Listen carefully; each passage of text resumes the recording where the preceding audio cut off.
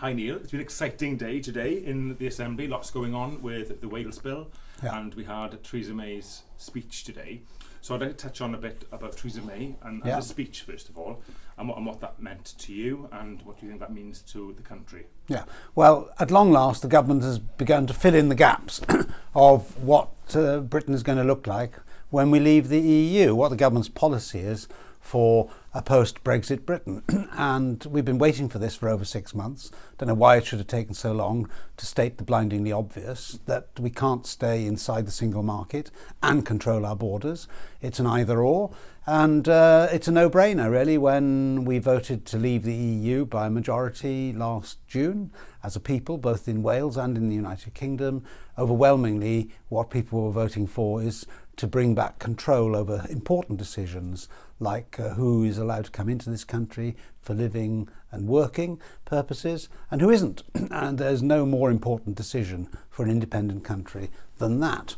And that's what people voted for. So why has the government taken 6 months to decide that we're not going to be in the single market? What they have not said is whether we're going to still be inside the customs union of the European Union. And if we're still inside that, then we won't be able to negotiate trade deals with the rest of the world. And because the EU has that power under the current treaties. And so we can't do independent deals with countries like America or Canada or Australia or wherever, because that's all controlled by Brussels.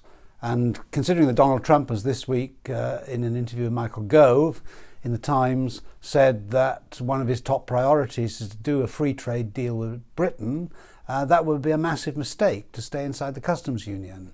That's an opportunity we've got to grasp with both hands as quickly as possible, because America is actually our biggest single trading partner in Wales, bigger than any other individual EU country, bigger than Germany.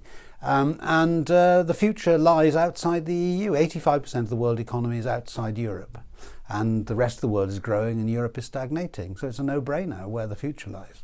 Do you think that they've accepted that in the Welsh Government here?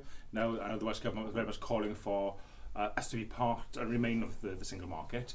And do you think after today's speech that the Welsh Government will accept that? Oh, no, absolutely not. They're in denial about the whole process because Carwyn Jones and Leanne Wood, for that matter, are all part of this deracinated political elite that has completely lost touch with the feelings, hopes, aspirations, instincts of ordinary people. They are internationalists. Very peculiarly, we have in Wales a so-called nationalist party who would rather be governed from Brussels than from Westminster, let alone from Cardiff. And I just can't understand them at all. You know, surely if you're a nationalist, you want important political issues to be decided on your own doorstep by your own people, not anonymous officials who you can't even name, based in a capital of another country hundreds and hundreds of miles away. But no, they won't change at all. They're half glass empty people, not half full people. Carwyn Jones can't imagine that there can be any future outside the EU which is going to be successful. As I say, even though 85% of the world economy is outside the EU, he's said today that he and Leanne are competing with each other for the title of the Jeremiah of Wales.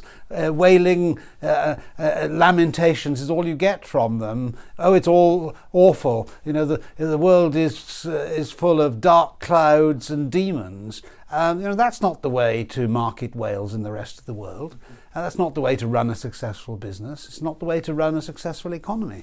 And we should see this as a golden opportunity to remedy the mistakes of the last 40 years. Businesses will tell you in Wales that they're strangled by red tape that comes from Brussels regulations that we neither voted for nor can change, and constrained by the single market regulations. We don't have the opportunity to strike deals with the rest of the world to open up markets elsewhere. So all that will be a thing of the past in 2 years' time, and so the world is our oyster. That's the message to Wales. Excellent. And of course today was the Wales Bill, and there's been a lot of discussion and around the Wales Bill. Now UKIP and Plaid Cymru joined you in opposing the Wales Bill. Why did UKIP do that? Well, we're broadly in favour of what the bill contains, with one exception. Not that the bill contains very much, by the way. It does devolve further powers to the Assembly, but in very limited areas like bus regulation, sewerage, speed limits. These may all be important areas in themselves, particularly if you're prone to exceeding the speed limit. But in the context of the whole political system, it's nothing very much. But there's one big issue in this bill, and that is giving the Welsh Assembly the power to change the rates of income tax that we all have to pay.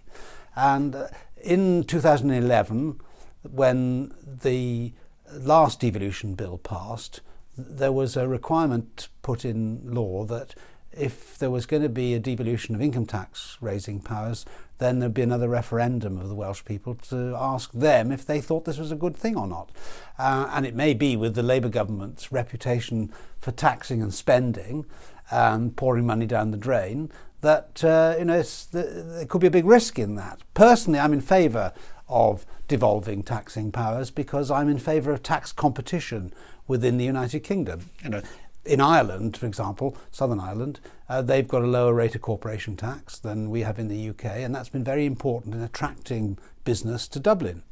We could do the same thing in Wales, but with a Labour government that's wedded to high spending and high taxes, that isn't going to happen here.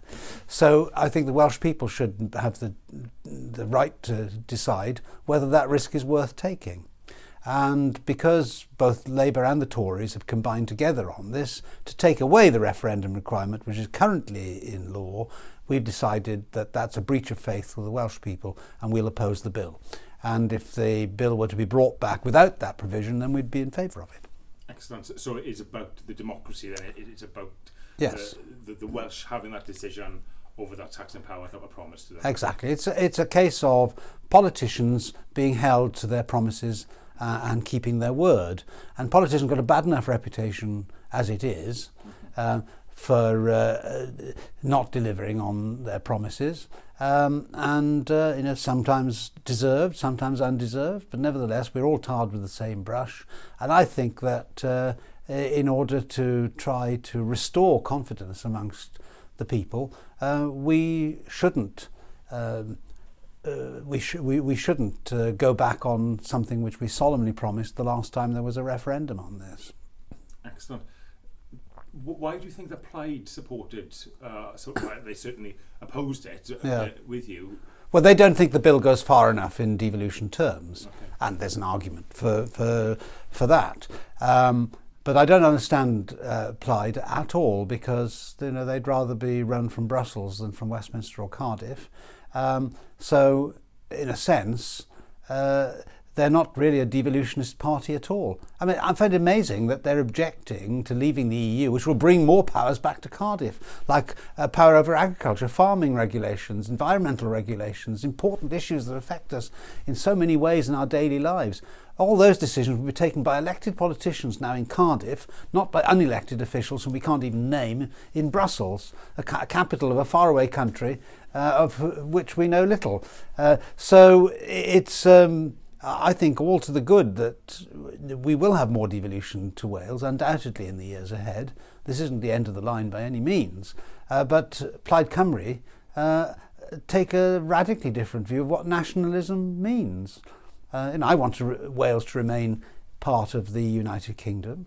I think I've got two nationalities, Welsh and British, and they can coexist together quite happily. Whereas Plaid Cymru want it to be both Welsh and European, whatever that means. Europe is not a nation, and actually the whole purpose of the EU is to destroy nations. It was brought into existence to remove nations' political powers. That was the explicit cause of the creation of the EU, because after the war, everybody of course thought that there would be future wars possibly unless we abolished the nation state. Well, that is a redundant risk now, because the world as it's developed, no democracy has ever declared war on another. And another democracy. So there's never going to be another war in Europe. And the whole purpose of the EU has been redundant ever since it started. It's a 1940s answer to a 1930s problem, and here we are, 2017. Yet Plaid Cymru are wedded to this totally redundant concept, which is I would have thought, polar opposite of everything a nationalist party comes into existence to promote. But there it is. There's now it's a queer as folk. Excellent, so confusing. So thank you very much, and thank you for your time. I'm sure we can catch up again maybe next week and see what happens in the life of the Assembly next week. Marvellous. Gives me a continued reason to exist. Fabulous. Thank you very much, Neil. You're a gentleman.